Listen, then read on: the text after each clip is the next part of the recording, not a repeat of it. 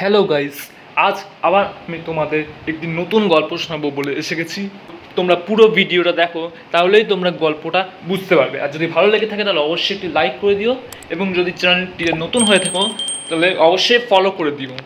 বার্তা: একটি অন্ধকার রাতের কথা। কলকাতার এক পুরনো মহল্লায় এক যুবক অর্ণব তার পুরনো বাড়ি ফিরে এসেছে। বাড়িটি দীর্ঘদিন খালি পড়েছিল। তার মা বাবা কয়েক বছর আগে এক দুর্ঘটনায় মারা গিয়েছিল, আর তারপর থেকেই অর্ণব বাড়িটি বিক্রি করতে পারে। আজ দীর্ঘদিন পর সে বাড়ির দরজা খুলে ভেতরে প্রবেশ করলো। বাড়ির ভেতর সব কিছু সেরকমই ছিল, তবে যেন একটি অদ্ভুত নীরবতা ঘিরে রেখেছিল। অর্ণব সবগুলো ঘর একে একে দেখছিল, কিন্তু কিছুই বুঝতে পারছিল না। হঠাৎ এক কোণে তার নজর পড়ল একটি পুরনো ডায়েরির ওপর। ডায়েরিটা একদম নতুন মতন মনে হচ্ছিল, যদিও সেটি বেশ পুরনো। ডায়েরিটি খুলে অর্ণব পড়তে শুরু করলো। যে রাত তুমি বাড়ি ফিরবে, সেদিন আমি তোমার সামনে আসব। অর্ণব একে একে পাতা উল্টাতে থাকলো।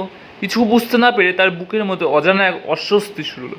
পৃষ্ঠা শেষ হলে তার চোখের সামনে দেখা গেল অদ্ভুতভাবে সই করা একটি নাম, মায়া। বাড়ির মধ্যে একটি শীতল হাওয়া প্রবাহিত হলো, আর তাতেই যেন এক অদৃশ্য শক্তি তাকে জড়িয়ে ধরল।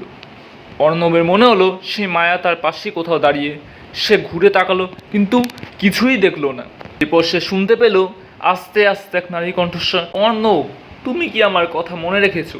সে দাঁড়িয়ে রইল, শ্বাস বন্ধ হয়ে আসছিল, কিন্তু তার একমাত্র উত্তর ছিল কেন।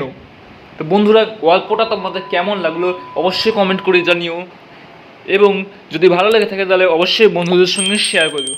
আবার দেখা হবে তোমাদের সঙ্গে একটি অন্য গল্প নিয়ে পরের ভিডিওতে। ততক্ষণ পর্যন্ত ভালো থেকো, সুস্থ থেকো, বাই।